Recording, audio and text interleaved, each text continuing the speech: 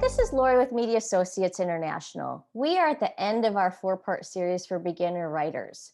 So far, we've talked about 3 questions to ask yourself before you begin, 2 permissions to give yourself, and 3 places to find inspiration as you write. Today, we will look at how to know if you're on the right track with your writing project. If you are properly engaging the 3 places for inspiration, environment, people, and ongoing learning, then you will likely be finding lots of angles and directions that you can go with your own work. As we consider how to stay on track or hop back on track if we've gotten off, here's a few simple things to consider. First, have an outline and stick to it. There are lots of options to use for creating an outline. Although some people use a more traditional method of bullet points or number points, consider creating an outline in a more visual style using things like mind mapping or charting.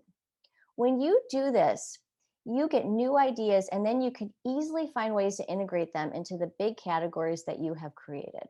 Whatever you do, don't simply keep adding content after content after content. The big picture matters to keep you from running off the rails. Second, have readers. Again, this brings in the idea that we've talked about, and that is the importance of community. When I was writing, I had 5 writers who I would send my chapters to throughout the process. They would send me back notes if things were unclear or out of place. Use the people around you. Finally, check yourself. Are you happy with the progress that you have made? How do you feel it's going? It is way easier to halt midway and circle back than it is to make significant changes down the road. Make it a point to do a quick self evaluation once a week.